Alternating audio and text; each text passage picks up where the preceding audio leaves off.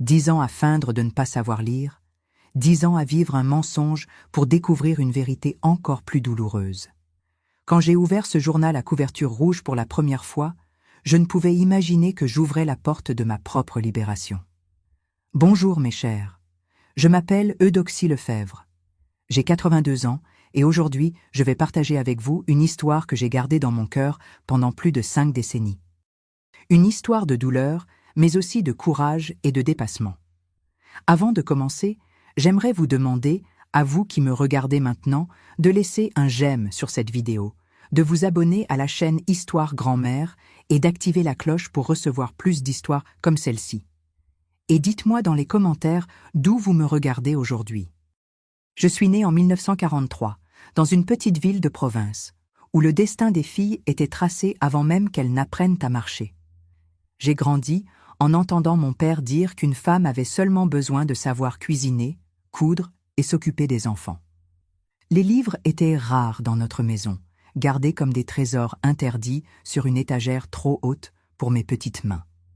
Notre ferme était à 7 kilomètres de l'école la plus proche et seuls mes frères avaient la permission d'étudier. Une fille qui étudie trop fait fuir les maris, disait ma mère, répétant ce que sa mère lui avait dit. C'était comme un mantra transmis de génération en génération, enchaînant les rêves avant même qu'ils ne puissent fleurir. Mais le destin a ses propres plans, n'est-ce pas? Quand j'ai eu 11 ans, la fille du fermier voisin, une petite appelée Louise, a commencé à recevoir des cours particuliers d'une institutrice de la ville. Madame Dupont était une dame aux lunettes rondes et aux cheveux gris, toujours attachée en un chignon impeccable. Elle venait 3 fois par semaine dans une calèche bleu marine que je pouvais voir de la fenêtre de ma chambre. Un jour, alors que j'aidais ma mère à ramasser des œufs dans le poulailler près de la clôture qui séparait nos terres, j'ai vu Madame Dupont assise sous un arbre, enseignant à Louise à lire un livre d'histoire. J'étais hypnotisée. Les mots semblaient danser sur les lèvres de la petite fille, tandis qu'elle suivait les lignes de la page avec son doigt. « Qu'est-ce que tu regardes comme ça, petite ?» demanda ma mère. « Rien du tout, maman, » répondis-je, baissant les yeux vers le panier d'œufs, mais la graine était déjà plantée. Ce même après-midi, j'attendis que ma mère s'occupe du déjeuner et je courus jusqu'à la clôture. Madame Dupont était encore là, rangeant ses livres dans un cartable en cuir. « Madame, est-ce que vous apprenez à lire à n'importe qui ?» demandai-je, le cœur battant fort. Elle me regarda par-dessus ses lunettes, un sourire gentil se formant sur ses lèvres. « À n'importe qui veut apprendre, ma petite. Et si je vous apporte des œufs et des légumes de notre potager, vous m'apprendriez aussi ?» C'est ainsi que commença mon secret. 3 fois par semaine, pendant que Louise apprenait les mathématiques à l'intérieur de la maison, je rencontrais Madame Dupont pendant une demi-heure derrière la grange. J'apportais un ballot avec des œufs frais, des tomates, de la salade ou ce que je pouvais prendre sans éveiller les soupçons. En échange, elle m'enseignait les lettres, puis les syllabes, les mots et, finalement, des phrases entières. J'apprenais à lire en cachette sous l'ombre des arbres, avec la peur constante d'être découverte. La nuit, je m'exerçais en dessinant des lettres dans la terre de la cour, les effaçant rapidement du pied. Quand je réussissais à obtenir un morceau de vieux journal, je le cachais sous mon matelas et le lisais à la lumière de bougies courtes que je subtilisais à la cuisine. « Tu as un esprit vif comme un couteau neuf, Eudoxie, » disait Madame Dupont. « C'est dommage que tant de filles comme toi n'aient pas la chance d'étudier.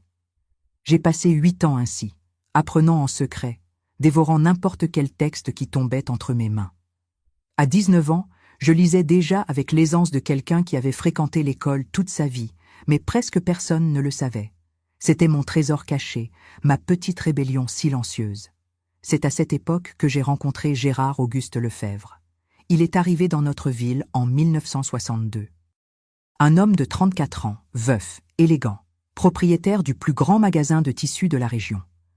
Grand, avec des cheveux noirs déjà striés d'argent aux tempes, il avait des yeux marrons pénétrants et un sourire qui charmait toutes les jeunes filles. Je m'en souviens comme si c'était hier. C'était jour de marché sur la place centrale et j'y étais allée avec ma mère pour vendre nos légumes. Gérard s'arrêta à notre étal, regarda les tomates et me sourit. « Mademoiselle a les tomates les plus rouges du marché, dit-il, ses yeux fixés sur les miens, et les mieux entretenus aussi. Je rougis jusqu'aux racines des cheveux. Les samedis suivants, il apparaissait toujours à notre étal. Il achetait peu, parlait beaucoup.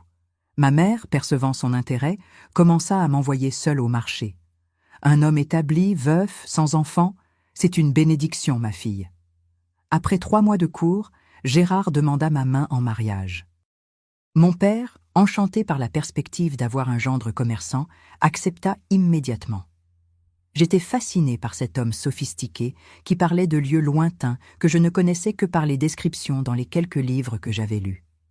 C'est pendant nos fiançailles que j'ai remarqué quelque chose de curieux. Un jour, dans le magasin de tissus, Gérard me montra un catalogue avec les nouveaux motifs qui arrivèrent de la capitale. J'ai instinctivement commencé à lire les noms des tissus. Il parut surpris. « Vous savez lire, Eudoxie ?» Quelque chose me fit hésiter. Le ton de sa voix portait une note presque imperceptible de déception. Je mentis rapidement. Juste quelques mots simples que mon frère m'a appris. Celui-ci est de la soie, n'est-ce pas? Et celui-là? Celui-là, je ne sais pas. Le sourire revint sur ses lèvres, plus large maintenant. C'est du coton égyptien, ma chérie. Ne vous inquiétez pas. Vous n'avez pas besoin de connaître ces choses. Une femme simple est une bénédiction. Laissez-moi m'occuper des affaires et des papiers. Cette phrase alluma un signal d'alarme en moi. Pourquoi semblait-il soulagé par mon ignorance supposée? Mais l'amour et l'inexpérience me firent ignorer ce signal. Je décidai de garder ma capacité à lire secrète, du moins pour l'instant. Nous nous sommes mariés en juin 1963. La cérémonie fut la plus luxueuse que notre ville ait jamais vue. J'ai emménagé chez lui. Une construction imposante de 2 étages près de la place centrale. Les premiers mois furent une période d'adaptation. Gérard était un homme organisé, presque obsessionnel avec certaines habitudes. Ses vêtements devaient être repassés d'une manière spécifique, ses repas servis exactement aux mêmes heures. Et puis j'ai remarqué le rituel du jeudi. Tous les jeudis après le dîner, Gérard s'enfermait dans son bureau pendant au moins 1 heure. « Je dois mettre à jour les livres de comptabilité du magasin », disait-il. Je pouvais entendre le grattement de la plume sur le papier, le tournement occasionnel des pages. Un soir, environ 6 mois après notre mariage, j'apportai un thé pour lui pendant ce rituel. Je frappai à la porte et attendis. Quand j'entrai, je vis Gérard fermer rapidement un livre à couverture rouge. Ce n'était pas un livre comptable du magasin que j'avais déjà vu auparavant. Ceci était relié en cuir noir avec le nom du magasin gravé en doré. « Qu'est-ce que c'est que ce livre rouge, chérie ?» demandai-je innocemment. Il sourit, le rangeant dans un tiroir qu'il ferma avec une petite clé. « Juste un journal personnel, ma chérie. Nous avons tous nos petits secrets, n'est-ce pas? »« Tu écris à propos de moi dans ce journal ?» demandai-je, essayant de paraître enjoué. « À propos de nous, à propos de la vie, à propos des affaires. » Un homme a besoin d'organiser ses pensées. Cette nuit-là, pendant que Gérard dormait, je restais éveillée à penser à ce livre rouge. Qu'écrivait-il là-dedans qui devait rester enfermé à clé? Pourquoi tous les jeudis avec la régularité d'une horloge? Et pourquoi son humeur changeait-elle souvent après ses sessions d'écriture?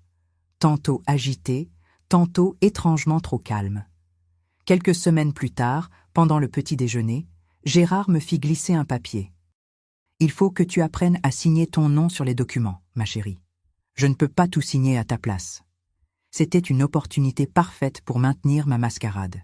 Je pris le stylo maladroitement, comme j'avais vu faire les femmes analphabètes au marché. Je feignis la difficulté, fronçant les sourcils, remuant les lèvres sans son. Je dessinais mon nom avec de grandes lettres irrégulières, comme une enfant apprenant à écrire. « C'est bien comme ça ?» demandai-je, le regardant avec des yeux innocents. Gérard sourit, satisfait. « Parfait, ma chérie. Avec le temps, tu vas t'améliorer. Et ces autres mots ici, qu'est-ce que c'est ?» Il pointa le document. « Ça dit propriétaire, et ici, c'est témoin. Mais ne t'inquiète pas de ça. J'ai juste besoin de ta signature. » C'est à ce moment que je pris une décision qui changerait ma vie. Je garderai ma connaissance secrète. Quelque chose me disait qu'il y avait un avantage à être sous-estimé par mon mari. Je ne savais pas encore quoi, mais mon instinct me criait de continuer avec cette comédie. Au fil des mois, je perfectionnais mon jeu. Quand j'avais besoin de lire quelque chose, je plissais les yeux, déplaçais lentement les doigts sous les mots, murmurant comme si je luttais pour déchiffrer le texte. Je commençais à apprendre lentement, reconnaissant des mots basiques avec un enthousiasme exagéré. « Regarde, Gérard, ce mot est pain, n'est-ce pas? Et celui-ci, c'est lait. » Il réagissait toujours avec un sourire condescendant, parfois me tapotant la tête, comme si j'étais une enfant précoce. « Très bien, ma petite. Bientôt, tu pourras lire toute ta liste de courses. » Une fois, il laissa sur la table du salon une lettre commerciale.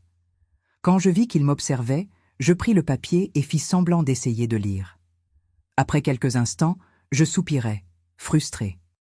Je n'arrive pas à comprendre quand les lettres sont toutes attachées comme ça. Ah, c'est de l'écriture cursive, ma chérie, c'est plus difficile en effet. On dirait un tas de vers de terre qui dansent sur le papier, m'exclamai-je, lui rendant la lettre avec une expression découragée. Gérard rit, mettant le document dans sa poche. C'est pour ça que j'écris comme ça dans mon journal. C'est aussi la seule façon que j'ai apprise à l'école. Et comme ça, mes secrets restent protégés des yeux curieux. Sans le savoir, avec cette confession, il m'avait donné la clé parfaite pour maintenir ma mascarade. À partir de ce moment, chaque fois que je voyais quelque chose en écriture cursive, je montrais une incapacité totale à comprendre.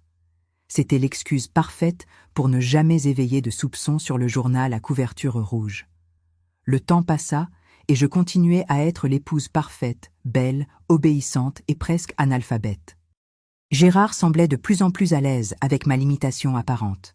Lors des réunions sociales, il expliquait aux autres avec une fierté paternelle comment il éduquait progressivement son épouse. Les hommes l'admiraient pour sa patience, les femmes me regardaient avec pitié, et chaque jeudi, ponctuellement après le dîner, il s'enfermait dans ce bureau avec son journal rouge, écrivant des secrets qu'il croyait à jamais protégés par mon ignorance et par son écriture cursive impénétrable. Ce qu'il ne savait pas, c'est que j'attendais simplement le bon moment pour découvrir ce que ces pages cachaient. Et ce moment arriverait plus tôt que l'un de nous ne pourrait l'imaginer. Si vous êtes arrivé jusqu'ici, merci beaucoup de votre compagnie. Comme je l'ai dit, je m'appelle Eudoxie et je partage une histoire que j'ai gardée secrète pendant de nombreuses décennies. Si vous ne vous êtes pas encore abonné à la chaîne, faites-le maintenant et activez la cloche. Chaque j'aime et chaque partage m'encourage à continuer à raconter ces histoires de vie qui peuvent aider d'autres personnes. Continuons là où nous nous étions arrêtés. C'était un été particulièrement chaud, en juillet 1968. Nous avions presque 5 ans de mariage et je continuais à jouer mon rôle d'épouse semi-analphabète à la perfection. Gérard n'a jamais soupçonné que l'après-midi, pendant qu'il travaillait au magasin, je dévorais les livres que j'empruntais à ma seule amie en ville, Ophélie Martin. Ophélie travaillait dans l'unique banque de notre ville, une demoiselle célibataire d'une trentaine d'années qui affrontait les commentaires malveillants sur son statut de vieille fille avec un sourire énigmatique et une indépendance rare pour les femmes de cette époque. Nous nous sommes connus à l'église et d'une façon ou d'une autre, elle a percé mon secret.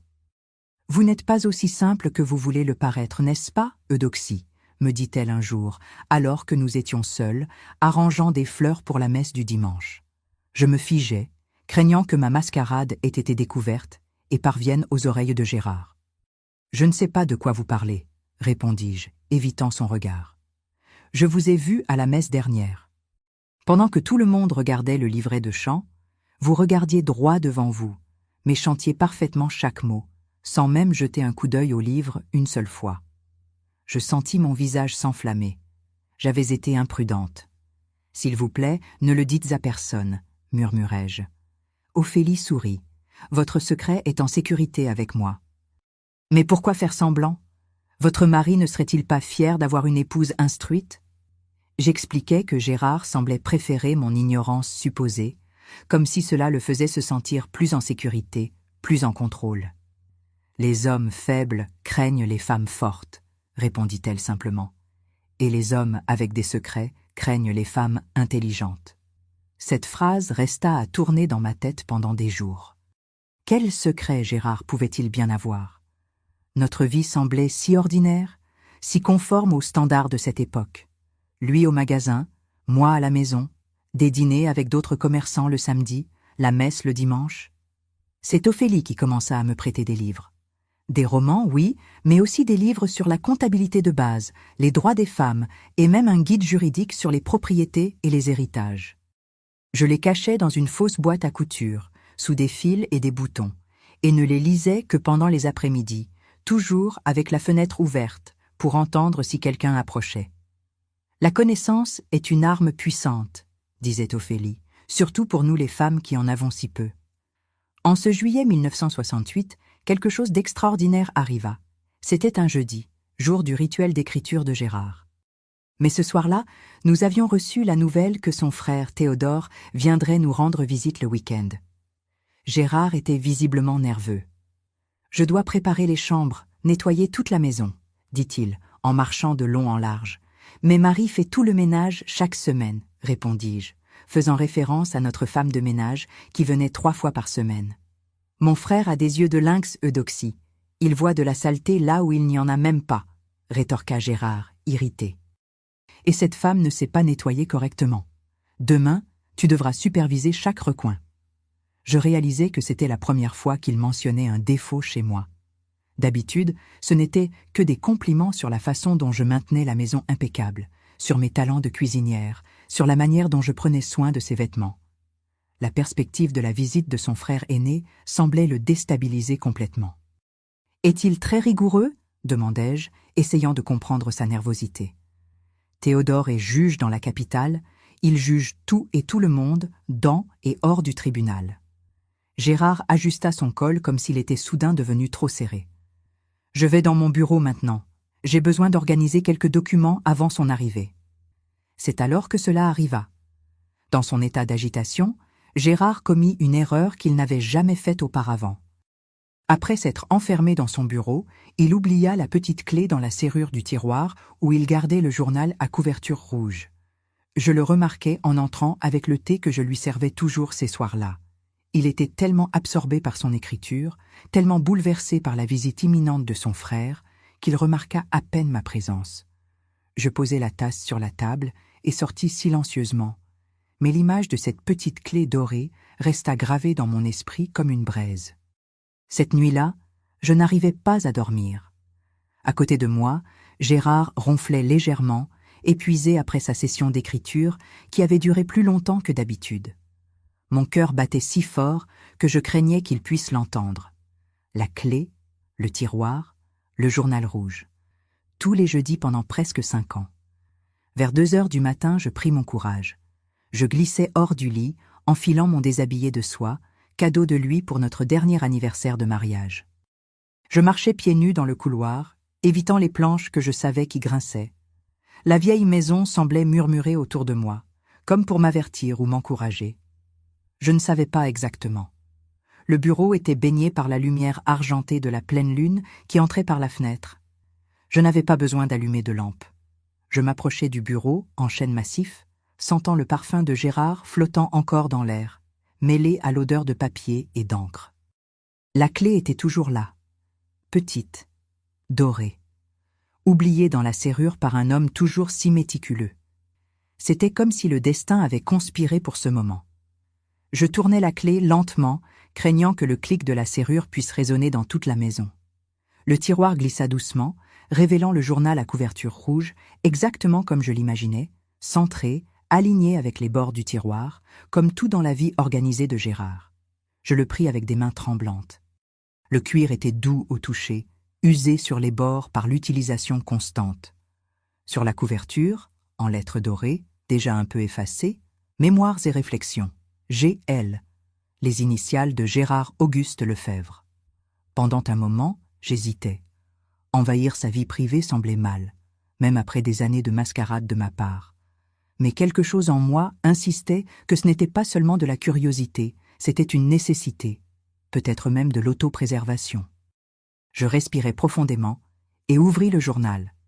Les pages étaient remplies de cette écriture cursive que je prétendais ne pas pouvoir lire. Ligne après ligne de confession, de réflexion et de secret. Je commençais par l'entrée la plus récente, datée du jour même. Jeudi 18 juillet 1968. Théodore vient samedi. Chaque fois que je reçois de ses nouvelles, je me sens comme si j'étais à nouveau jugé par mon propre sang. Il soupçonne les prêts, j'en suis sûr. Je devrais mieux cacher les documents. Heureusement, Eudoxie continue d'être la même épouse simple et obéissante que j'ai épousée. Son ignorance est ma plus grande sécurité. Je me sentis comme si j'avais reçu une gifle. Simple. Ignorance. C'était ainsi qu'il me voyait. Comment il me décrivait dans ses pensées les plus intimes. Je continuais à lire, désormais poussé tant par la douleur que par la curiosité. Les pages précédentes révélaient un modèle. Chaque jeudi, Gérard écrivait sur ses affaires parallèles, comme il les appelait. Des prêts à des taux usuraires pour des familles en difficulté. Des marchandises de contrebande cachées dans la cave du magasin. Des pots de vin versés aux inspecteurs de la mairie. Tout un monde de corruption et de malhonnêteté caché derrière la façade du respectable commerçant. Mais ce qui fit véritablement s'arrêter mon cœur fut une entrée de 6 mois plus tôt. Jeudi 20 janvier 1968, j'ai transféré 0,00 francs supplémentaires sur le compte à Paris. Dans 3 ans, j'aurai assez pour commencer une nouvelle vie loin de cette ville provinciale. Marianne continue d'être impatiente, mais je lui ai assuré qu'au bon moment, je laisserai tout derrière moi, y compris l'idiote de mon épouse. Une femme éduquée poserait des questions, exigerait des explications sur mes voyages constants, questionnerait les finances. Eudoxie sourit et hoche simplement la tête, heureuse avec ses nouvelles robes et ses amis de l'église. Son ignorance est vraiment une bénédiction pour mes plans. Marianne. Qui était Marianne? Et un compte à Paris. Des plans pour m'abandonner dans 3 ans. Je retournais plusieurs pages en arrière, cherchant plus d'informations. Je trouvais diverses mentions de cette femme, y compris des détails sur des rencontres pendant les soi-disant voyages d'affaires que Gérard faisait mensuellement à la capitale. Il y avait même des descriptions d'une maison qu'il construisait pour eux dans un quartier chic de Paris. Le journal révélait un homme complètement différent de celui avec qui j'étais mariée. Dans les pages rouges, Gérard se montrait calculateur, froid, manipulateur. Il voyait notre mariage simplement comme une convenance temporaire, un échelon dans son ascension sociale, un déguisement pour ses affaires louches. Sa famille de paysans m'a donné la respectabilité dont j'avais besoin dans cette ville de commère, écrivit-il dans une entrée de 1965, et sa beauté compense son manque de raffinement, mais la beauté se fane avec le temps, et je dois penser à l'avenir. Marianne a de l'éducation, des connexions à Paris, et comprend le monde des affaires comme une femme devrait le faire, en silence, sans interférer. Je lus pendant presque 2 heures, absorbant chaque mot, chaque mensonge révélé, chaque pièce du puzzle. C'était comme découvrir que j'avais vécu avec un étranger pendant toutes ces années. L'homme qui embrassait mon front chaque matin avant de partir pour le magasin, qui m'apportait des chocolats quand il revenait de ses voyages, qui parfois m'appelait « mon rayon de soleil », cet homme prévoyait de me jeter comme si je n'étais rien, comptant sur mon ignorance supposée pour que je ne découvre jamais rien. La douleur était presque physique, comme si chaque mot de ce journal était une petite lame coupant mon cœur. Mais avec la douleur, quelque chose d'autre commença à grandir en moi. Une détermination féroce, une colère froide et calculatrice que je n'avais jamais ressentie auparavant. Je me rappelais les mots d'Ophélie. La connaissance est une arme puissante. Et maintenant, j'avais la connaissance la plus puissante de toutes, la vérité sur l'homme avec qui je partageais ma vie. Soigneusement, je copiais quelques-unes des entrées les plus révélatrices dans un petit carnet que je gardais caché pour mes exercices d'écriture. Je notais des dates, des montants, des noms, je documentais des détails sur le compte bancaire à Paris, sur la maison en construction, sur les affaires illégales. Puis, avec le même soin, je fermais le journal, le remis exactement dans la position où je l'avais trouvé, fermais le tiroir et retirais la clé. Je retournais dans la chambre et me glissais sous les couvertures à côté de l'homme qui, je le savais maintenant, était mon ennemi. Il bougea légèrement dans son sommeil, murmurant quelque chose d'inintelligible, et posa un bras sur moi dans un geste que j'aurais auparavant considéré comme affectueux, mais qui maintenant semblait une prison. Je restai rigide un moment, puis je forçai mon corps à se détendre. Je devais continuer à jouer un rôle. Mais maintenant le rôle que j'interprétais avait complètement changé. Je n'étais plus l'épouse naïve, feignant de ne pas savoir lire pour plaire au mari traditionnel. Maintenant j'étais une femme en guerre, utilisant mon ignorance supposée comme camouflage, me préparant pour une bataille que Gérard n'imaginait même pas devoir affronter.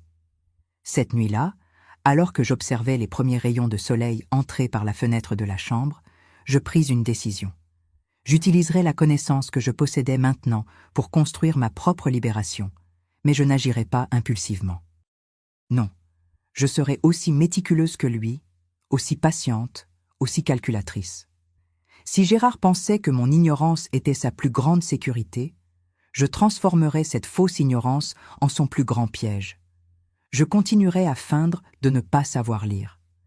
Je continuerai à être l'épouse parfaite, obéissante, simple. Et pendant ce temps, en coulisses, je commencerai à tisser le filet qui finalement le capturerait. L'horloge sur la table de chevet marquait 5 heures du matin quand je fermai enfin les yeux, non pour dormir, mais pour commencer à planifier. Et pour la première fois depuis que j'avais découvert les véritables intentions de mon mari, je sentis un sourire se former sur mes lèvres. La guerre avait commencé et j'avais l'avantage de la surprise. Le matin suivant, la découverte du journal, je me réveillai avec une clarté que je n'avais jamais expérimentée auparavant. Le monde autour de moi semblait plus net, comme si un brouillard s'était dissipé.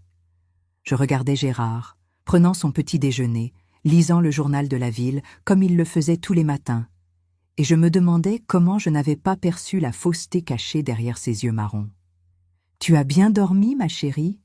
demanda-t-il, sans lever les yeux du journal. « Très bien, mon chéri, » répondis-je avec le même ton doux que toujours, lui servant plus de café. Mon esprit, cependant, travaillait frénétiquement. J'avais besoin d'un plan soigneusement, méthodiquement élaboré. Je ne pouvais pas simplement le confronter avec ce que j'avais découvert. Cela l'aurait seulement alerté. Et il était assez malin pour tout nier, pour me faire paraître la vilaine, l'épouse indiscrète qui avait envahi sa vie privée. « Je suis anxieux à propos de la visite de Théodore demain, » commenta Gérard, pliant le journal. « Assure-toi que tout soit impeccable. Mon frère a des yeux de faucon pour la moindre imperfection. Je ferai tout parfait, promis-je, pensant à quel point cette visite pourrait être importante pour mes nouveaux plans. Théodore Lefebvre, le frère aîné, le juge, l'homme que Gérard craignait et respectait le plus. Dans les pages du journal, Gérard avait mentionné plusieurs fois combien il craignait que Théodore ne découvre ses affaires illicites, combien sa désapprobation était la seule chose qui le maintenait encore minimalement dans les limites de la loi. Théodore, avec son insupportable rectitude morale, avait-il écrit dans une entrée particulièrement amère, toujours à penser qu'il peut me juger avec ses yeux de juge incorruptible. Pendant que je nettoyais la maison ce jour-là, la préparant pour la visite, je commençais à élaborer mon plan. D'abord, je devais garantir un accès régulier au journal. La chance de la clé oubliée ne se répéterait pas facilement avec un homme aussi méthodique que Gérard. Ensuite, j'avais besoin d'un endroit sûr pour garder les preuves que je recueillerais. Et, finalement, j'avais besoin d'alliés. Ophélie serait ma première confidente. Je ne lui dirais pas tout d'un coup, mais suffisamment pour commencer à me mettre en mouvement. Cet après-midi même, avec l'excuse d'acheter des fleurs fraîches pour la visite de Théodore, j'allais à la fleuriste, qui se trouvait à seulement 2 pâtés de maison de la banque où travaillait Ophélie. Je calculais l'horaire pour coïncider avec sa pause déjeuner. Comme prévu, je la trouvai sortant de la banque ponctuellement à midi. Je fis un signe discret et elle traversa la rue pour me rencontrer. « Quelle agréable surprise, Eudoxie. Vous achetez des fleurs pour la maison. »« Oui, le frère de Gérard vient nous rendre visite demain, » répondis-je, sélectionnant quelques lys blancs. Puis, baissant la voix, j'ajoutai « J'ai besoin de vous parler de quelque chose d'important. C'est à propos de livres. Notre code pour nous rencontrer sans éveiller de soupçons était toujours « livre ». Ophélie comprit immédiatement. « Que diriez-vous de passer chez moi dimanche après la messe? J'en ai quelques nouveaux que vous allez adorer. » Ce serait parfait. Cette nuit-là et le jour suivant passèrent dans un flou de préparatifs. Je nettoyais chaque centimètre de la maison, préparais la chambre d'amis, cuisinais les plats préférés que Gérard avait mentionnés, que son frère appréciait, tout en maintenant mon rôle d'épouse dévouée et semi-analphabète. Théodore arriva ponctuellement à 5 heures de l'après-midi samedi, grand comme Gérard, mais plus mince, avec des cheveux complètement gris, malgré ses 52 ans seulement. Ses yeux étaient de la même couleur marron, mais avaient une intensité différente, pas calculatrice comme ceux de son frère, mais pénétrant, comme s'il pouvait voir à travers les gens. « Alors, c'est la fameuse Eudoxie, dit-il, prenant mes mains dans les siennes. Mon frère n'a pas exagéré sur votre beauté. » Je rougis, non par la fausse modestie que je montrais habituellement, mais pour l'opportunité que je voyais s'ouvrir devant moi. Cet homme serait fondamental pour mes plans, même sans le savoir. Pendant le dîner, j'observais attentivement la dynamique entre les frères. Gérard, normalement si confiant et dominant, semblait diminuer en présence de Théodore. Il parlait plus bas, choisissait ses mots avec soin, évitait certains sujets. « Et comment vont les affaires de Gérard » demanda Théodore, tout en savourant le ragoût que j'avais préparé. « Très bien, le magasin prospère. Nous nous étendons vers les tissus importés. »« Intéressant. J'ai entendu dire qu'il y avait une augmentation des saisies de contrebande à la frontière. Des tissus étrangers sans taxe entrent dans le pays en nombres alarmants. » Gérard avala difficilement, sa fourchette s'arrêtant à mi-chemin de sa bouche. « Vraiment ? Je ne savais pas. Tous mes fournisseurs sont légitimes. »« bien sûr, répondit Théodore, avec un sourire qui n'atteignait pas ses yeux. Plus tard, quand je servis le café dans le salon, Théodore se tourna vers moi avec un intérêt sincère. « Gérard m'a dit que vous apprenez à lire, Eudoxie. C'est admirable. Beaucoup de femmes de votre génération n'ont pas eu cette opportunité. » Je lançai un regard rapide à Gérard, qui hocha légèrement la tête, comme donnant la permission de parler du sujet. « Oui, monsieur. »« J'essaie. C'est difficile quand on commence tard, mais votre frère a été patient avec moi. »« Elle arrive déjà à lire des mots simples, » intervint Gérard, avec ce ton condescendant qui maintenant me retournait l'estomac.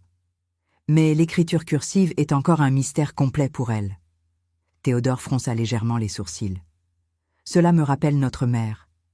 Elle non plus n'avait pas d'éducation formelle, mais elle avait une sagesse naturelle qui compensait cela.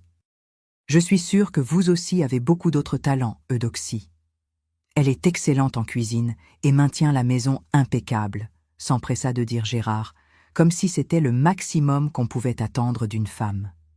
Quelque chose dans le regard de Théodore me dit qu'il voyait plus que Gérard ne l'imaginait. Pendant un bref moment, j'eus envie de tout lui dire, de révéler la vérité sur mon alphabétisation, sur ce que j'avais découvert dans le journal. Mais la prudence prévalut, ce n'était pas encore le moment. Le dimanche, après la messe, j'obtins ma conversation désirée avec Ophélie. Avec l'excuse de rendre un livre, j'allai chez elle, une petite mais élégante résidence où elle vivait seule. Une autre rareté pour les femmes à cette époque. « J'ai découvert quelque chose de terrible », confessai-je dès que nous fûmes en sécurité dans son salon. « Gérard n'est pas celui que je pensais. » Je lui racontai le journal, l'autre femme, les plans pour m'abandonner, les affaires illicites. Je ne mentionnais pas que j'avais tout découvert en lisant le journal. Je dis simplement que j'avais trouvé une lettre pour maintenir l'impression que j'avais encore besoin d'aide pour lire des textes complexes. Ophélie écouta tout avec une expression grave, mais pas particulièrement surprise. « J'ai toujours soupçonné qu'il y avait quelque chose qui clochait chez lui, » dit-elle finalement. Les hommes qui ont besoin de maintenir leurs épouses dans l'ignorance ont généralement quelque chose à cacher. Que dois-je faire, Ophélie? Si je le confronte, il niera simplement tout. Elle réfléchit un moment, ses doigts tapotant sur la tasse de thé. Vous avez besoin de preuves concrètes, pas seulement ce que vous avez vu dans le journal, et vous avez besoin d'une position de force avant toute confrontation. C'est ainsi que naquit notre plan. Au cours des mois suivants, avec l'aide discrète d'Ophélie, je commençais à collecter des preuves des manigances de Gérard. De petites choses au début, des reçus trouvés dans ses poches, des conversations téléphoniques entendues derrière les portes, des noms et des adresses copiées de son agenda. Je commençais aussi mon propre petit mouvement d'indépendance financière. Ophélie m'enseigna les bases sur le fonctionnement des banques et ouvrit un livret d'épargne secret pour moi. « Où avez-vous trouvé cet argent ?» demanda le directeur, surpris par la somme que je déposais. « Des économies du marché, » répondis-je simplement. En réalité, c'était de l'argent qu'au fil des ans, j'avais discrètement mis de côté de ce que Gérard me donnait pour les dépenses de la maison. Jamais beaucoup à la fois, juste assez pour ne pas être remarqué. Chaque jeudi, quand Gérard s'enfermait avec son journal, je trouvais des moyens d'espionner. Parfois, je réussissais à entendre des parties de ce qu'il murmurait pendant qu'il écrivait. D'autres fois, je trouvais des façons d'obtenir la clé pour de brefs moments, renversant accidentellement quelque chose sur sa veste et l'emportant pour la nettoyer, par exemple. Lors d'une de ces occasions, pendant qu'il prenait un bain, je réussis à faire une empreinte de la clé dans un morceau de savon. Ophélie avait un ami serrurier qui, sans poser de questions, produisit une copie parfaite. Maintenant, je pouvais accéder au journal chaque fois que Gérard était absent. Les mois se transformèrent en 1 an, puis en 2. Lentement, méticuleusement, je tissais ma toile de vérité autour de ces mensonges. Je copiais des entrées du journal, documentais des dates, des montants, des noms. J'apprenais à travers Ophélie comment fonctionnaient les prêts à taux usuraires que Gérard faisait, comment identifier les marchandises de contrebande, les lois sur la propriété conjugale. Vous seriez une excellente avocate ou enquêtrice, Eudoxie, plaisanta Ophélie un jour, admirative de ma persévérance. Juste une femme protégeant son avenir, répondis-je avec une détermination qui grandissait à chaque nouveau fragment de preuves collectées. À la maison, je continuais à être la même épouse, dévouée que toujours. Je cuisinais, nettoyais, souriais. Quand Gérard m'enseignait à lire, je démontrais des progrès lents et frustrants. Je célébrais comme une enfant quand je réussissais à déchiffrer un mot simple. Je me plaignais toujours de la maudite écriture cursive que je n'arrivais pas à comprendre. Gérard, complètement absorbé par ses propres secrets, ne soupçonna jamais les miens. Le prédateur ne percevait pas qu'il se transformait lentement en proie. Au printemps 1970, Théodore revint nous rendre visite. Cette fois, je trouvai un moyen d'avoir quelques moments seuls avec lui. Pendant que Gérard était occupé au magasin, j'apportais du café à Théodore dans le jardin. « Votre frère m'a raconté que vous avez été très rigoureux avec une affaire de prêts illégaux récemment, » commentai-je avec désinvolture, servant le café. « Oui, un usurier qui a ruiné plusieurs familles, » répondit-il, surpris par mon intérêt pour les affaires juridiques. « La justice a été sévère, comme elle devrait l'être. Et si quelqu'un savait de tels cas, mais avait peur de dénoncer ?» Théodore me regarda avec intensité. « Cette personne devrait savoir que la loi protège les témoins, Eudoxie, surtout quand ils sont victimes ou en position vulnérable. » Nos yeux se rencontrèrent pendant un long moment. Je n'en dis pas plus, mais je sentis qu'une graine avait été plantée. Après cette visite, j'intensifiai ma collecte de preuves. Je réussis à photographier certaines pages du journal en utilisant un petit appareil photo qu'Ophélie m'avait prêté. Je documentais des transactions bancaires suspectes que j'avais trouvées dans des papiers que Gérard laissait dans son bureau. Je listais les noms de personnes qui avaient été victimes de ces prêts abusifs. Fin 1972, presque 5 ans après ma première découverte, je sentis que j'étais prête. Le journal de Gérard révélait que ses plans s'accéléraient. La maison à Paris était presque achevée. Marianne faisait pression pour une résolution. Il prévoyait de liquider ses affaires dans notre ville dans les prochains mois, de transférer tout l'argent vers des comptes secrets et ensuite simplement disparaître, me laissant sans rien. Selon ses mots, Eudoxie s'en sortira bien. Sa famille peut la reprendre. Une femme belle et obéissante comme elle trouvera vite un autre mari, même sans un sou. Et je serai enfin libre de vivre la vie que j'ai toujours méritée avec une femme qui est à ma hauteur intellectuelle. La colère que je ressentis en lisant ces lignes faillit me faire agir impulsivement, mais je n'avais pas travaillé méticuleusement pendant si longtemps pour tout ruiner maintenant. Mon plan devait être exécuté au bon moment, de la bonne façon.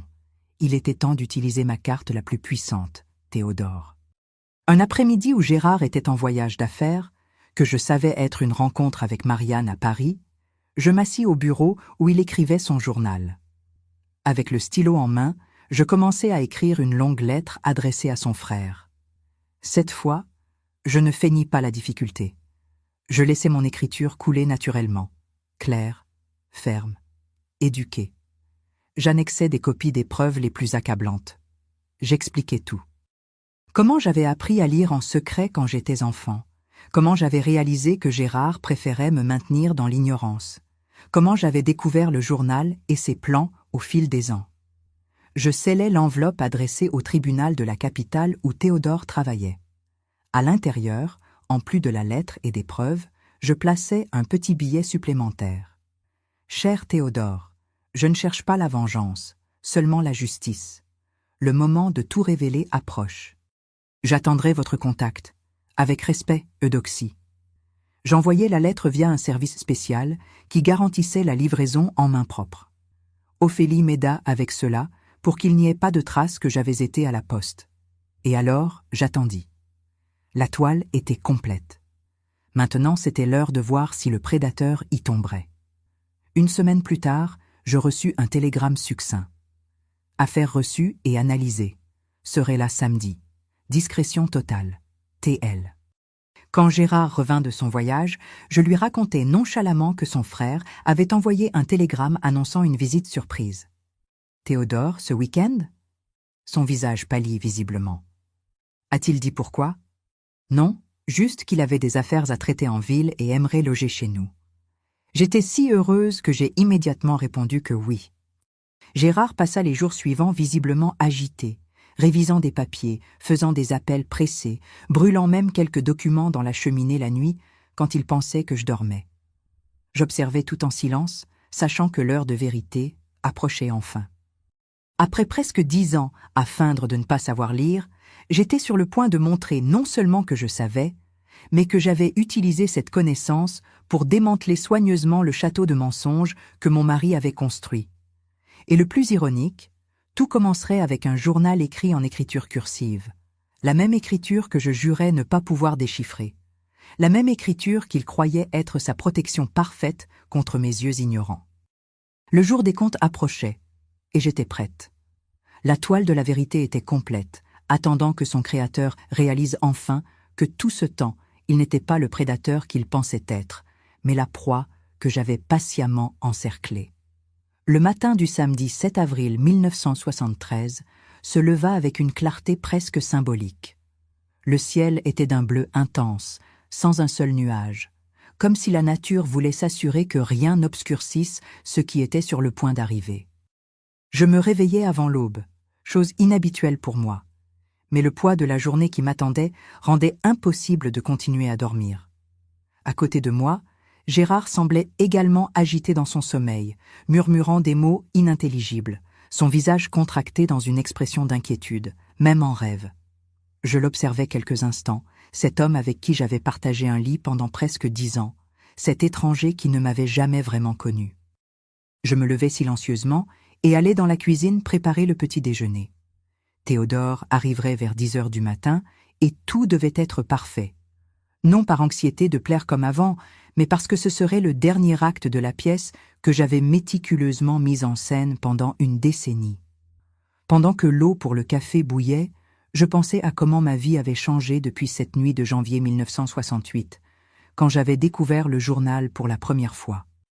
La jeune naïve que j'étais avait complètement disparu, remplacée par une femme qui avait appris à utiliser le silence comme arme, la patience comme stratégie et la connaissance comme pouvoir. Gérard apparut dans la cuisine à 7 heures, déjà vêtu de son meilleur costume gris, comme s'il allait à une audience formelle et non recevoir son frère à la maison. « Bonjour », dit-il, la voix tendue. « As-tu préparé la chambre d'amis comme je l'ai demandé ?»« Oui, mon chéri, tout est prêt. Les meilleures serviettes, les draps de lin que ta mère nous a offerts en cadeau de mariage, des fleurs fraîches sur la table de chevet. » Il acquiesça distraitement, prenant le café que je lui servis. Théodore a dit combien de temps il comptait rester ? Non, il a juste mentionné qu'il avait des affaires à traiter ici. Gérard tambourina des doigts sur la table, un tic nerveux qu'il montrait rarement. As-tu remarqué quelque chose d'étrange dans son ton quand il a envoyé le télégramme ? Semblait-il en colère ou trop formel ? Je haussai les sourcils avec une fausse innocence. Je ne sais pas si bien lire, Gérard, tu le sais. Mais la demoiselle de la poste qui me l'a lu n'a rien mentionné d'inhabituel. Il se détendit un peu, mais ses yeux restaient inquiets. Je vais au magasin régler quelques affaires en suspens avant son arrivée. Je reviendrai à 9 heures. Dès qu'il sortit, je courus dans la chambre et ouvris la petite boîte à bijoux où je gardais ma copie de la clé du tiroir du journal. Non pour le lire, je savais déjà tout ce que j'avais besoin de savoir, mais pour m'assurer qu'il serait exactement où il devait être. C'était un jour où rien ne pouvait mal tourner. À 9h30, Gérard revint, encore plus tendu qu'à son départ. Il portait avec lui une serviette en cuir marron qu'il plaça dans son bureau. Au bruit de la clé tournant, je compris qu'il l'y avait enfermée, plus de preuves étant cachées, imaginai-je.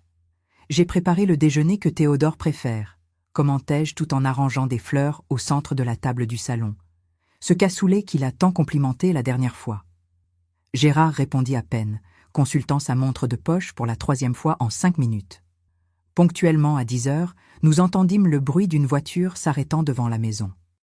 Gérard ajusta sa cravate, passa la main dans ses cheveux et se dirigea vers la porte.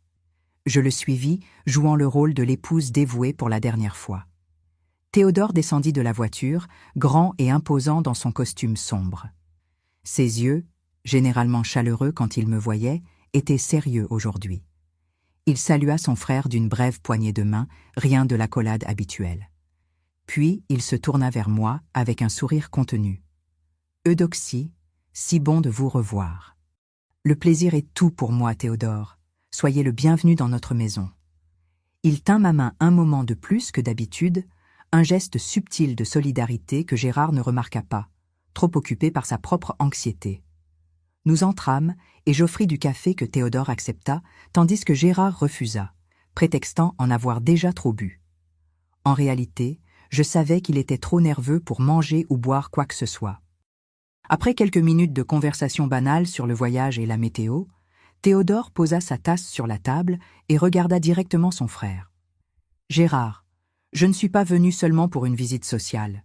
Il y a des sujets sérieux dont nous devons discuter. » Le visage de mon mari perdit toute couleur, mais il tenta de garder sa contenance. « Bien sûr, nous pouvons aller dans mon bureau. »« En fait, » interrompit Théodore, « ce que j'ai à traiter implique aussi Eudoxie. Je préfère que nous parlions ici, tous les trois ensemble. » Mon cœur s'accéléra. C'était maintenant. Après presque 10 ans, le moment de vérité était enfin arrivé. Théodore sortit de sa sacoche une enveloppe brune cachetée. « J'ai reçu des informations troublantes, Gérard, des informations sur tes affaires, tes arrangements personnels et tes plans futurs. »« Je ne sais pas de quoi tu parles, » répondit Gérard automatiquement, mais sa voix défaillit sur le dernier mot. « Je crois que si, » continua Théodore, ouvrant l'enveloppe et en sortant une liasse de papier.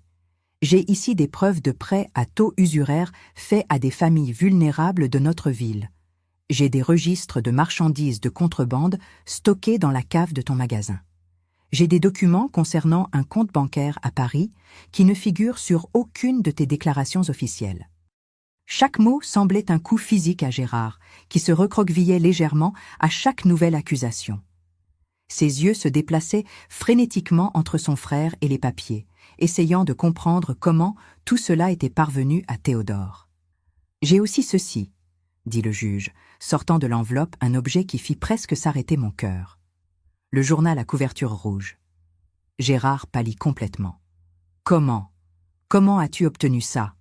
C'était enfermé dans mon bureau. »« Cela n'a pas d'importance maintenant, » répondit Théodore. « Ce qui importe, c'est son contenu. »« Tu n'avais pas le droit d'envahir ma vie privée comme ça » s'exclama Gérard, sa voix montant dans la panique. « Ce sont mes pensées personnelles, mes réflexions privées. »« Réflexions privées » répéta Théodore avec froideur. « Tu appelles tes plans pour abandonner ta femme, tes confessions sur des affaires illicites et tes rendez-vous avec une autre femme des réflexions privées ?»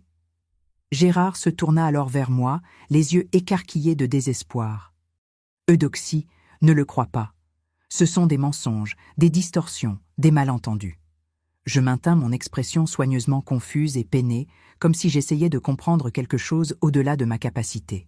« Je ne comprends pas, Gérard. De quoi parle-t-il » C'est à ce moment que Théodore fit quelque chose qui changea tout. Il ouvrit le journal à une page marquée et me le tendit. « Eudoxie, je sais que vous avez des difficultés avec la lecture, surtout avec l'écriture cursive, mais peut-être est-il temps d'essayer. » Je regardais le journal ouvert, les lignes de calligraphie élégante que je n'étais supposément pas capable de déchiffrer. Ma main trembla légèrement en le prenant, non de nervosité, mais d'émotion contenue. Une décennie de simulation, de mensonges nécessaires touchant à leur fin. Je ne sais pas si je peux lire ça, murmurai-je, regardant la page. Essayez, insista Théodore gentiment. Essayez simplement. Gérard rit nerveusement. C'est ridicule. Elle arrive à peine à lire des lettres d'imprimerie, encore moins ma calligraphie. Arrêtons cette farce, Théodore. Dis ce que tu veux de moi, et finissons-en. Je l'ignorais, et feignis l'effort, bougeant mes lèvres silencieusement, comme je le faisais toujours quand j'essayais de lire. Puis, lentement, je commençai à lire à haute voix. Jeudi 15 février 1973. Marianne est impatiente. La maison est presque prête, et elle veut que je tienne ma promesse de tout laisser derrière moi. Je lui ai expliqué que j'ai besoin de quelques mois de plus pour liquider les affaires ici et transférer le reste de l'argent. Eudoxie ne soupçonne toujours rien. Pauvre sotte. Son ignorance a toujours été ma plus grande protection, et bientôt elle ne sera qu'un souvenir lointain dans ma nouvelle vie. Je levai les yeux du journal et regardai Gérard directement. Il n'y avait plus de confusion dans mon regard, ni de soumission, ni de simulation. Pour la première fois en 10 ans, je lui permis de voir la vraie Eudoxie, la femme qui savait parfaitement lire, qui connaissait tous ses secrets, qui avait patiemment rassemblé les preuves pour son propre jugement. « Pauvre sotte !» répétai-je, ma voix claire et ferme. « Pauvre sotte, moi qui ai cru en toi, qui t'ai fait confiance, qui ai consacré 10 ans de ma vie à toi. » Gérard semblait avoir vu un fantôme. Sa bouche s'ouvrait et se fermait sans émettre de son, ses yeux écarquillés dans une compréhension horrifiée. « Vous savez lire !» réussit-il finalement à dire, les mots sortant comme un soupir étranglé. « J'ai toujours su !» répondis-je, refermant le journal avec un claquement léger. « J'ai appris quand j'étais enfant, caché de mon père, qui avait les mêmes idées que toi sur les femmes et l'éducation. Et depuis le début de notre mariage, j'ai réalisé que tu préférais me maintenir dans l'ignorance, que tu te sentais plus en sécurité en croyant que j'étais incapable de comprendre tes documents, tes affaires, tes secrets. Alors vous avez fait semblant tout ce temps, dit-il, la compréhension se transformant en colère. Vous m'avez trompé, tout comme je vous ai trompé. La différence, rétorquai-je calmement, c'est que ma tromperie n'a blessé personne. La tienne a détruit des familles avec des dettes impayables, financé des affaires illégales et prévu de m'abandonner sans rien après des années de mariage. Théodore, qui observait notre confrontation en silence, intervint. Eudoxie m'a contacté, Gérard. C'est elle qui m'a envoyé les premières preuves de tes manigances, qui m'a alerté sur le journal. Mais elle ne voulait pas se venger, seulement obtenir justice. Justice, répéta Gérard amèrement. Tu appelles ça de la justice? Envahir ma vie privée, conspirer derrière mon dos, trahir ma confiance? Je me levai alors, sentant une force que je n'avais jamais montrée auparavant en sa présence. Confiance? Quelle confiance, Gérard? La confiance que tu as trahie quand tu prévoyais de m'abandonner? La confiance que tu as brisée à chaque rendez-vous avec cette Marianne? La confiance que tu as violée à chaque entrée dans ce journal, me décrivant comme idiote et ignorante? Gérard tenta une dernière carte désespérée, se tournant vers son frère. C'est une affaire de famille, Théodore. Les problèmes conjugaux arrivent. Il n'y a rien d'illégal à ce qu'un homme ait des indiscrétions. Indiscrétion, répéta Théodore froidement. Je ne suis pas ici pour tes péchés moraux, Gérard, bien qu'ils soient nombreux. Je suis ici parce que j'ai assez de preuves pour t'inculper d'usure, de contrebande, d'évasion fiscale et de fraude. Ton indiscrétion conjugale n'est que la pointe de l'iceberg d'une vie construite sur des mensonges et des crimes. Ce fut comme si toutes les défenses de Gérard s'effondraient en même temps. Il s'affaissa dans le canapé, son arrogance remplacée par une défaite absolue. « Qu'est-ce qui va se passer maintenant ?» demanda-t-il, la voix presque inaudible. « Du point de vue légal, répondit Théodore, tu feras face aux conséquences de tes actes. Il y aura un procès et, avec les preuves que nous avons, probablement une condamnation. » Gérard se couvrit le visage de ses mains. « Et le magasin, la maison, tout ce que j'ai construit? Les biens acquis pendant le mariage appartiennent également à Eudoxie, dit Théodore. Quant au reste, cela dépendra du résultat du procès et des restitutions que tu devras faire à tes victimes. » Il y eut un long silence, alors, brisé seulement par le tic-tac de l'horloge murale. Finalement, je me levai et marchai vers l'étagère où nous gardions les albums de famille. Je pris un volume relié en cuir bleu et l'apportai à la table basse. « Sais-tu ce que c'est, Gérard » demandai-je, ouvrant l'album. Il regarda sans intérêt. « Nos photos de mariage, et alors ?»« Regarde de plus près, insistai-je. » Entre les pages de l'album soigneusement cachées, se trouvaient des copies des principales preuves que j'avais collectées au fil des ans. Reçus, photographies de documents, notes détaillées de dates et montants. « Ceci a été mon propre journal, » expliquai-je. Pendant que tu écrivais tes secrets dans ce carnet rouge, je documentais chaque découverte, chaque mensonge révélé, chaque pièce du puzzle. Et contrairement à ton journal, le mien avait un but plus grand que simplement me défouler. Le mien cherchait la justice. Gérard regarda ces pages comme si elles étaient des serpents venimeux. « Pourquoi, Eudoxie ? Pourquoi ne pas m'avoir confronté dès que tu as découvert ? Pourquoi cette mise en scène élaborée pendant tant d'années ?» La question me surprit. Non par la question elle-même, mais en réalisant qu'après tant de temps focalisé à démasquer Gérard, je n'avais jamais vraiment articulé pour moi-même les raisons les plus profondes de ma stratégie. « Parce que tu ne m'as jamais donné la chance d'être entendue comme une égale, » répondis-je finalement. « Depuis le début, tu as décidé qui je devais être. Une épouse belle et ignorante, un trophée pratique à exhiber puis à jeter. Si je t'avais confronté au moment où j'ai découvert le journal, qui m'aurait cru? Qui aurait donné crédit à la parole d'une femme semi-analphabète contre un commerçant respecté de la ville? Je fis quelques pas dans le salon, sentant des décennies de frustration enfin trouver des mots. Tu as créé un monde où ma voix n'avait pas de valeur. J'ai donc dû apprendre à survivre dans ce monde, à utiliser tes propres règles contre toi. J'ai dû devenir invisible à tes yeux pour pouvoir vraiment voir qui tu étais. » Un silence pesant remplit la pièce après mes paroles. Théodore me regardait avec un mélange d'admiration et de compassion. Gérard semblait avoir vieilli de 10 ans en 1 heure. « Que veux-tu finalement » demanda-t-il, définitivement vaincu. « Je veux recommencer, » répondis-je simplement. « Je veux vivre sans mensonge, ni les tiens, ni les miens.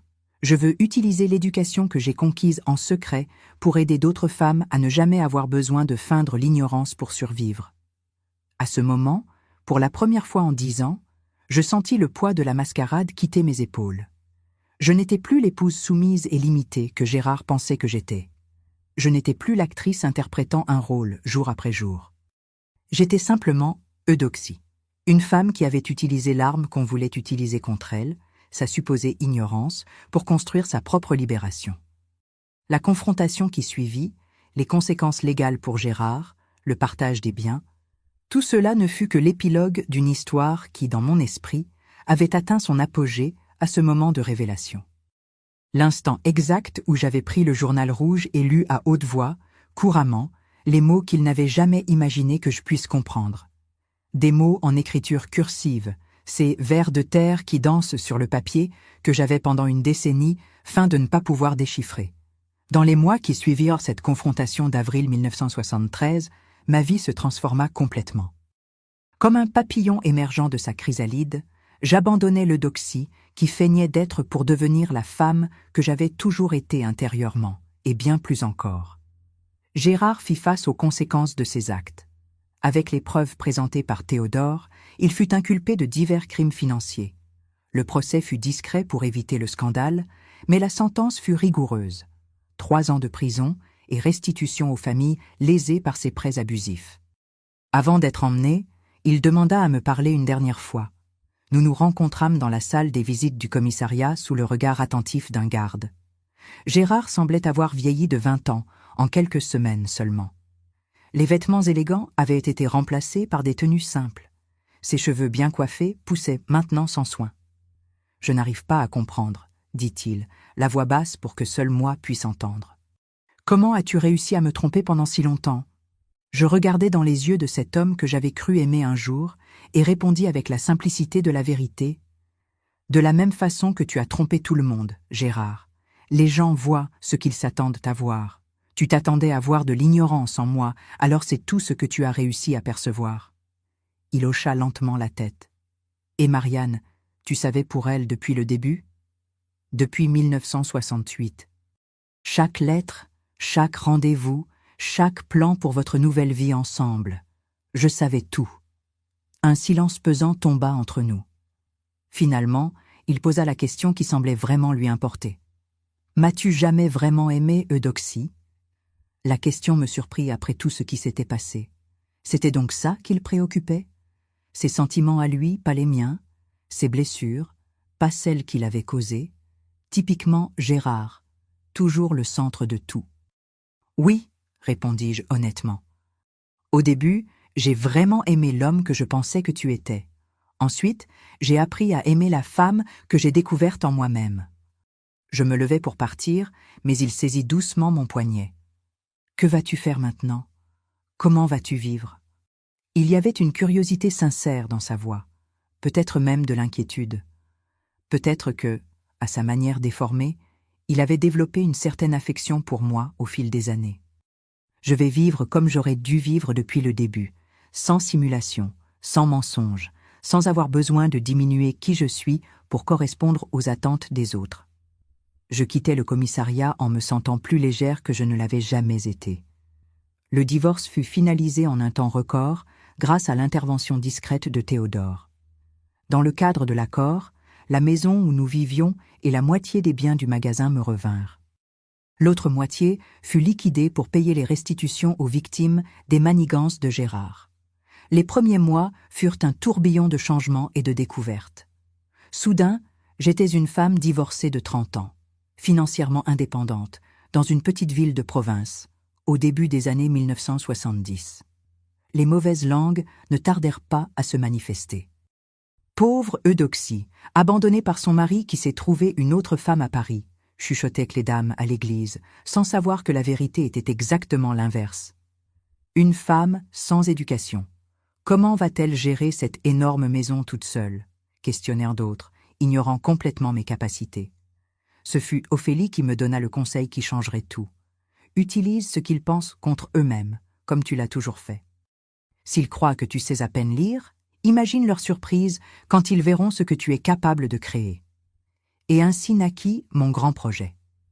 Je transformais le salon de la maison, ce même salon où Gérard avait tant de fois exhibé sa supposée supériorité intellectuelle, en une petite école pour femmes adultes. Non seulement pour enseigner à lire et à écrire, mais pour offrir le type de connaissances qui nous était refusé. Notions de droits légaux, finances de base, histoire des femmes. École Nouveau Matin, l'appelai-je sur une plaque discrète à l'entrée. Au début, seuls 3 élèves timides se présentèrent. Joséphine, une veuve de 52 ans qui n'avait jamais eu la permission de son mari d'étudier. Marie, notre ancienne femme de ménage, qui rêvait de lire les lettres que son fils envoyait de l'armée, et Marguerite, une jeune épouse de 19 ans, dont le mari violent lui interdisait de sortir de la maison, mais qui réussissait à s'échapper 2 fois par semaine, faisant semblant d'aller au marché. J'enseignais avec passion, utilisant ma propre histoire comme exemple du pouvoir transformateur de la connaissance. Peu à peu, le bouche à oreille fit son œuvre. En 6 mois, j'avais déjà 15 élèves. En 1 an, plus de 30 femmes de différents âges remplissaient mon salon, assoiffées d'apprendre. Je ne vous enseigne pas seulement à lire des mots, disais-je fréquemment. Je vous enseigne à lire le monde, à lire vos droits, à lire vos propres possibilités. Pour les plus jeunes, j'offrais l'espoir d'un avenir différent.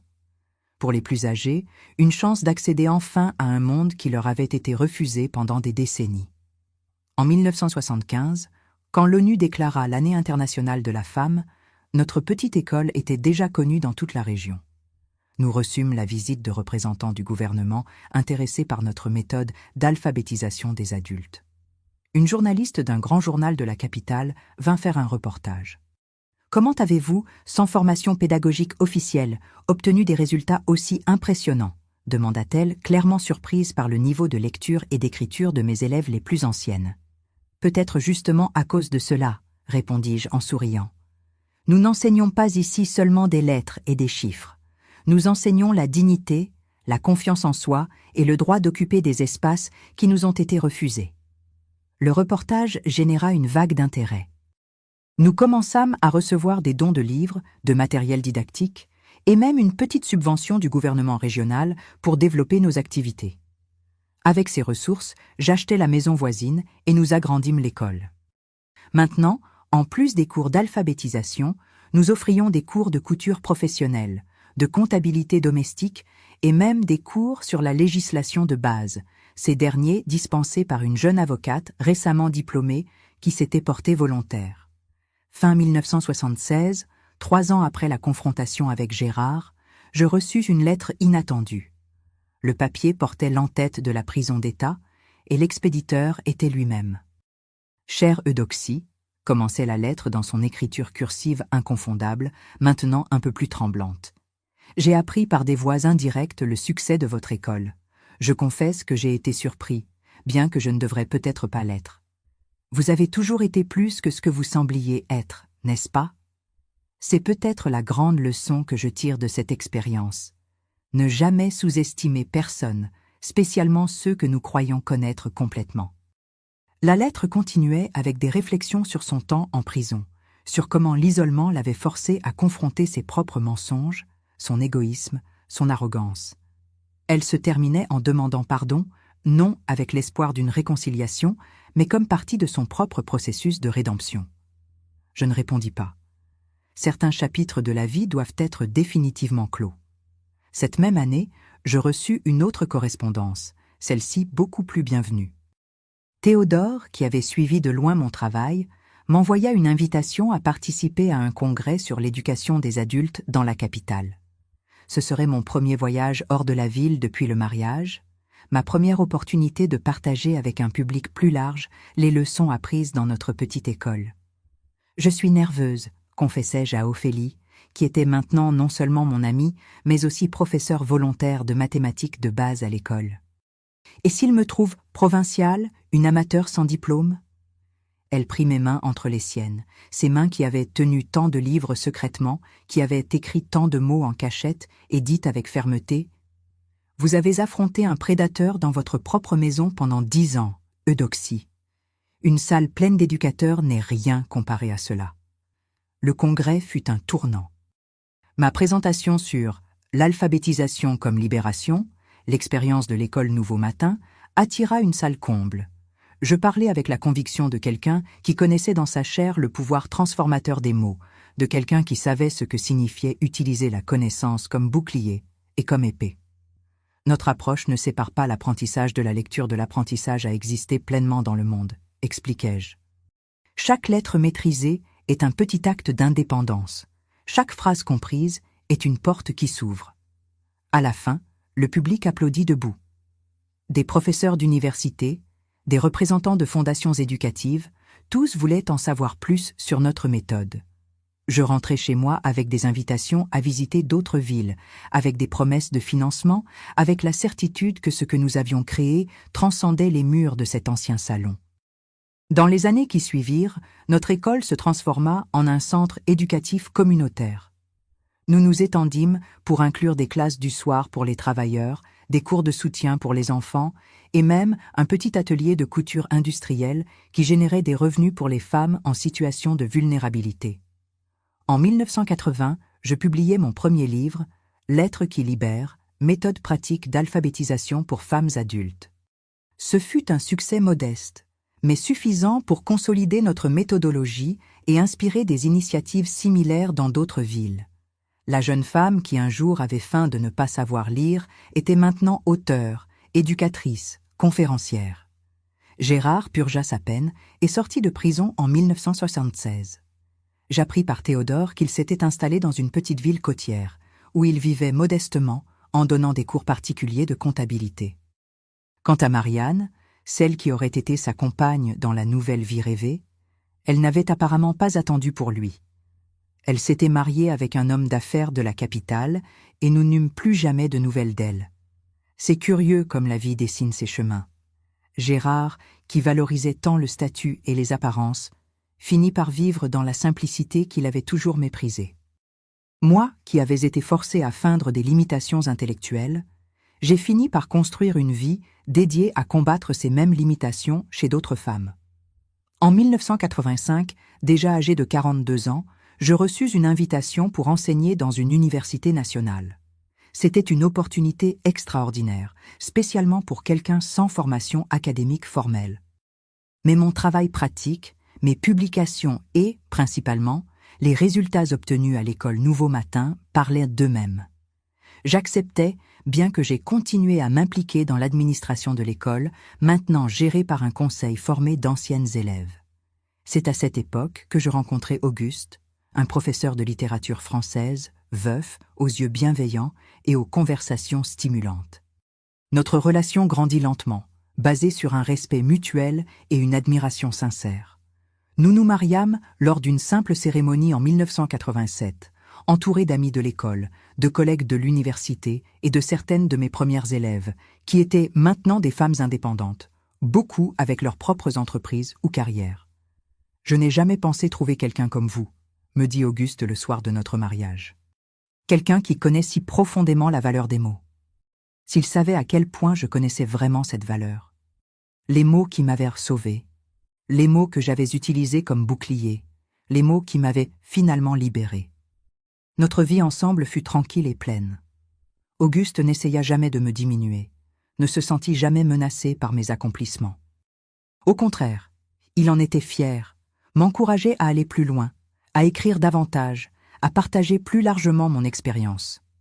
En 1993, à 50 ans, je reçus le titre de citoyenne d'honneur de la ville, une distinction que je n'aurais jamais imaginée quand j'étais simplement l'épouse semi-analphabète du commerçant Gérard. Le maire, en me remettant la médaille, souligna « Eudoxie Lefebvre n'a pas seulement transformé sa propre vie, mais a offert à des centaines de femmes l'opportunité de transformer les leurs. » Auguste décéda en 2008, laissant un vide immense, mais aussi beaucoup de souvenirs doux et une force qu'il avait aidé à cultiver en moi. J'ai continué mon travail à l'école et à l'université jusqu'à ma retraite en 2015, à 72 ans. Aujourd'hui, à 82 ans, je regarde en arrière et je vois une vie marquée par une grande tromperie qui s'est transformée en une vérité encore plus grande. Parfois, je visite l'école Nouveau Matin, maintenant un institut éducatif avec son propre siège, plusieurs unités à travers la région et plus de 50 professeurs. Sur le mur de l'entrée, encadré, se trouve la première page du journal qui a publié ce reportage pionnier sur notre travail. À côté, en grandes lettres, une phrase qui est devenue notre devise.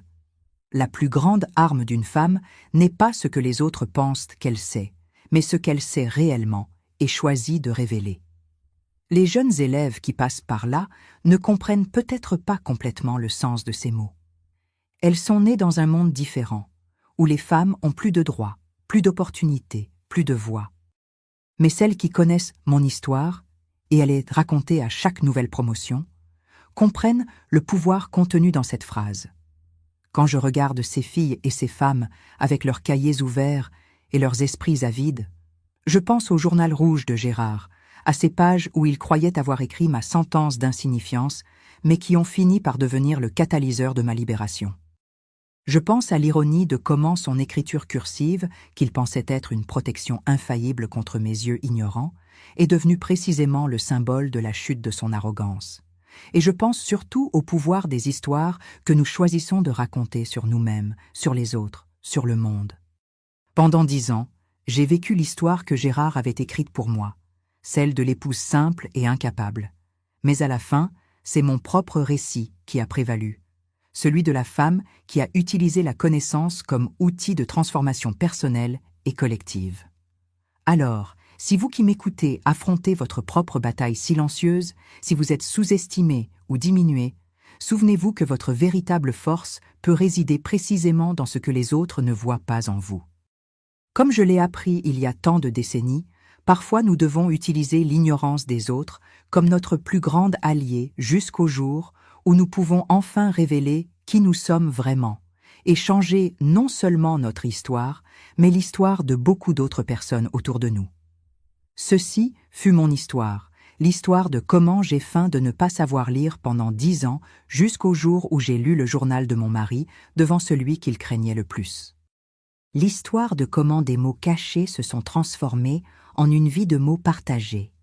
L'histoire qui maintenant fait aussi partie de la vôtre.